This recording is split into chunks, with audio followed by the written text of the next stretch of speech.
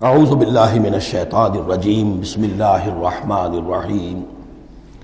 اب اس کے بعد یہ بڑی عظیم آیت جو آئی ہے توحید کی، اور اس کے بعد یہ بھی اپنی جگہ بڑی عظیم آیات ہیں حکمت اور فلسفہ دین کے اعتبار سے۔ اس کے بعد کچھ واقعات دیے جا رہے ہیں، حضرت ابراہیم علیہ السلام کی زندگی کا ایک واقعہ اور حضرت عزیر علیہ السلام کی زندگی کا واقعہ۔ الم تر الی الذی حاج ابراہیم فی ربہ ان آتاہ اللہ الملک، کیا تم نے دیکھا اس شخص کو جس نے کہ محاجہ کیا تھا، مناظرہ کیا تھا، حجت بازی کی تھی ابراہیم سے، اس وجہ سے کہ اللہ نے اسے بادشاہی دی ہوئی تھی۔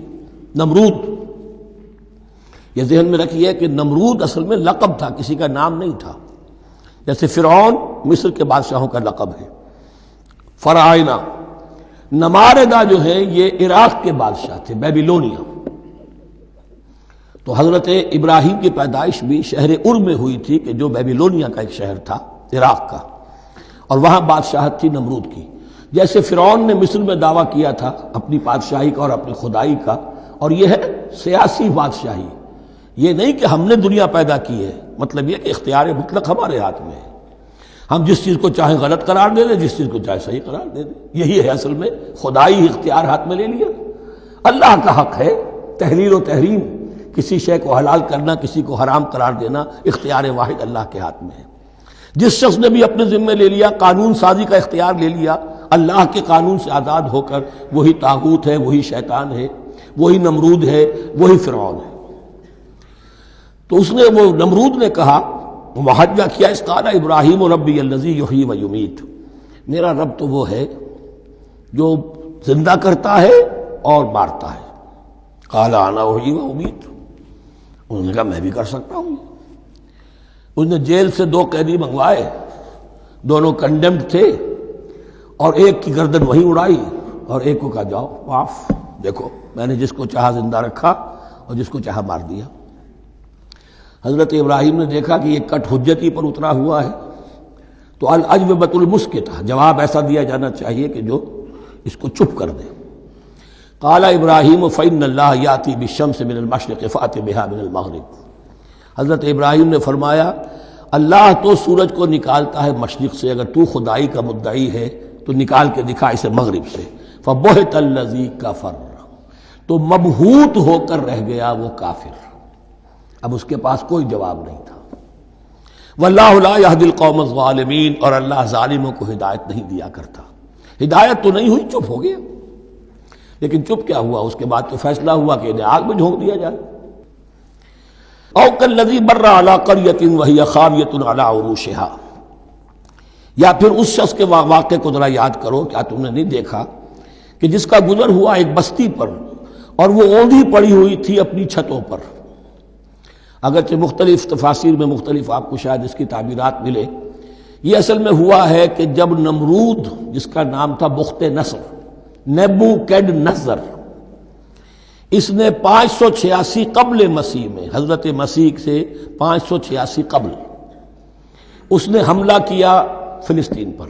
دیکھیے عراق اور فلسطین کی، اسرائیل کی اور عراق کی اس وقت بھی سب سے بڑی دشمنی ہے آپس میں، وہی دشمنی جو ہے 2500 سال پرانی بھی ہے۔ اس نے، وہ نمرود بابل، نیبوکیڈنیزر جس کا نام تھا، اس نے حملہ کیا، 12 لاکھ کی آبادی تھی، 6 لاکھ کو قتل کیا، اور 6 لاکھ کو بھیڑوں بکریوں کی طرح ہانکتا ہوا قیدی بنا کر لے گیا۔ 150 برس تک کیپٹیوٹی میں رہے ہیں یہ، اور یروشلم اجڑا رہا ہے، کوئی نفس نہیں، کوئی متنفس نہیں تھا، کوئی انسان نہیں، کوئی 2 اینٹیں سلامت نہیں چھوڑی۔ اسی وقت وہ ہیکل سلیمانی جو ہے وہ شہید کیا گیا، اور ان کے کہنے کے مطابق اس کے ایک تہخانے میں وہ تابوت سکینہ بھی تھا، جہاں ربائی ان کے موجود تھے، اور وہ ربائی بھی وہیں پر ان کی موت واقع ہوئی، اور تابوت سکینہ بھی ہے، اگر ان کا قول صحیح ہے۔ تو جس زمانے میں یہ اجڑی ہوئی بستی تھی، حضرت عزیر علیہ السلام کا گزر ہوا، انہوں نے دیکھا کوئی متنفس نہیں، تو انہوں نے کیا کہا، قال انا یحیی ھذہ اللہ بعد موتها، اللہ اس بستی کو اس کے اس طرح مردہ اور برباد ہو جانے کے بعد کیسے زندہ کرے گا؟ اب اس میں کیسے احیاء ہو سکتا ہے؟ دوبارہ کیسے اس میں لوگ آ کر آباد ہو سکتے ہیں؟ اتنی بڑی بربادی، اتنی تباہی، کوئی متنفس نہیں، کوئی 2 اینٹیں سلامت نہیں۔ فَأَمَاتَهُ اللَّهُ مِئَةَ عَامٍ ثُمَّ بَعَثَهُ، تو اللہ نے اس پر موت وارد کر دی 100 برس کے لیے اور پھر انہیں اٹھایا۔ قَالَ كَمْ لَبِثْتَ، سوال کیا کتنے عرصے رہے ہو یہاں۔ حضرت عزیر جو ہیں، چونکہ جو رینائسنس ہوا ہے تاریخ بنی اسرائیل میں، اس کے نقیب، اس کے اصل جو بنیاد ہے وہ یہ ہے۔ انہوں نے پھر اصلاح کی، جو زوال ان میں آیا تھا اخلاقی اور دینی، پھر یہ اٹھے کمر کس کر جب اللہ تعالیٰ نے یہ مشاہدات کرا دیے، اور پھر جا کر وہاں تبلیغ کی اور دعوت کی دی، اور وہ ان یہودیوں کے اندر جو کیپٹیوٹی میں تھے انہیں پھر اصل دین کی تعلیم دی، روح دین کو زندہ کیا، تو گویا کہ وہاں سے پھر ان کا احیاء ہوا ہے۔ کب لبثت، کتنے عرصے رہے ہوگے تم؟ قال لبثت یوما و بعض یوم، اب اس کو ایسے محسوس ہوا جیسے سویا تھا تھوڑی دیر کے لیے، میں ایک دن رہا ہوں یا دن کا کچھ حصہ۔ قال بل لبثت 100 عام، نہیں، اللہ نے فرمایا نہیں، تم 100 سال رہے ہو۔ فانظر الی طعامک و شرابک لم یتسنہ، تو ذرا اپنے کھانے اور جو مشروب تمہارے ساتھ تھا سفر میں، ذرا اس کو دیکھو، ان کے اندر کوئی بساند پیدا نہیں ہوئی، سڑے نہیں ہیں، ان کے اندر کوئی خرابی پیدا نہیں ہوئی۔ وانظر الی حمارک، آپ دوسری طرف اپنے گدھے کو دیکھو جو تمہاری سواری کا گدھا تھا۔ وَلَنَجْعَلَكَ آیَةً لِلنَّاسِ، وہ بالکل ختم ہو چکا تھا، اس کی ہڈیاں ہی رہ گئی تھی، گوشت گل چکا تھا، کچھ نہیں تھا، 100 برس۔ وانظر الی حمارک وَلِنَجْعَلَكَ آیَةً لِلنَّاسِ، اور ہمیں تو بنانا ہے تجھے ایک نشانی لوگوں کے لیے، یعنی خود اے عزیر تمہیں ایک نشانی بنانا ہے، اور تمہیں نشانی بنانے کے لیے یہ نشانی ہم تمہیں دکھا رہے ہیں تاکہ یقین جو ہے، یقین کامل تمہارے اندر پیدا ہو جائے۔ وانظر الی حمارک ولنجعلک آیۃ للناس وانظر الی العظام، اب دیکھو ان ہڈیوں کو، کیف ننشزھا، کیسے ہم انہیں اٹھاتے ہیں، ابھارتے ہیں، وہ ہڈیاں خود ابری اور جڑ کر کھڑی ہو گئی۔ ثم نکسوھا لحما، پھر دیکھو تمہاری نگاہوں کے سامنے اس کو گوشت پہناتے ہیں۔ فلما تبین لہ، جب یہ سب اس کے سامنے واضح ہو گئی بات، مشاہدہ بھی کر لیا، قال اعلم ان اللہ علی کل شیء قدیر، ان کا میں نے پوری طرح جان لیا، مجھے پورا یقین قابل حاصل ہو گیا کہ اللہ ہر شے پر قادر ہے۔ یعنی وہ اس اجڑی ہوئی بستی کو بھی دوبارہ آباد کر سکتا ہے۔ جو میں نے سمجھا تھا کہ اب یہ کیسے آباد ہوگی، یہ بات نہیں ہے، یہ آبادی اللہ تعالیٰ کے اختیار میں۔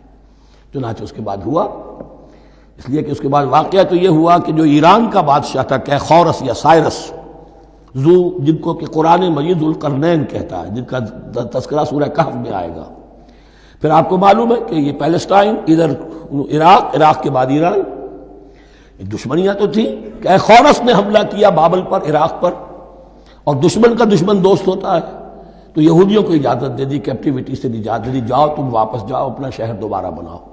چنانچہ وہ گئے، اور پھر انہوں نے جا کر وہاں پر 136 سالوں میں ان کی دوبارہ جو ہے یہ بستی بسی، اور پھر یروشلم کو انہوں نے آباد کیا، اور پھر انہوں نے وہاں ہیکل سلیمانی دوبارہ بنایا، جس کو وہ سیکنڈ ٹیمپل کہتے ہیں۔ وہ سن 70 عیسوی میں ٹائٹس رومن جنرل کے ہاتھوں تباہ ہوا تھا، جو اب تک تباہ ہوا پڑا ہے۔ 1927 برس سے ان کا کعبہ زمیں بوس ہے، یہ نوٹ کر لیجئے اس بات کو۔ اسی لیے آگ لگی ہوئی آج دنیا بھر کے یہودیوں کے دلوں میں۔ اب تو ہماری حکومت ہے وہاں پر، ہم اپنا یہ جو بھی کچھ یہاں پر اس احاطے میں بنا دیا گیا ہے سب کو ختم کریں گے اور اپنا ہیکل سلیمانی بنائیں گے۔ اس کے بلو پرنٹس بن چکے ہیں، نقشے بن چکے ہیں، ہر چیز تیار ہے۔ بس کسی دن کوئی ایک دھماکہ ہوگا، کوئی بم جو ہے کہیں پر پلانٹ کیا جائے گا، خبر آ جائے گی کہ کسی فینیٹک نے کہیں وہاں پر جا کر رکھ دیا، جیسے ایک فینیٹک گیا تھا مسجد الخلیل میں اور 70 مسلمانوں کو شہید کر کے خود بھی اس نے خودکشی کر لی تھی، اور ڈاکٹر تھا، امریکن ڈاکٹر گولڈسٹین۔ اسی طریقے کا کوئی فینیٹک جائے گا اور وہ اس کو گرا دے گا، پھر کہیں گے جب یہ گر ہی گیا ہے، جیسے مسجد ایودھیا کا معاملہ ہے، اب گر گئی ہے تو بھائی ہمیں رام مندر بنانے دو، کاہے کو تم اب یہ مسجد کاہے کو بناتے ہو، وہ ہوگا۔ اور یہ میں سمجھتا ہوں کہ چند ہفتوں کی یا چند مہینوں کی بات ہے، یہ ہونے والا ہے فوراً۔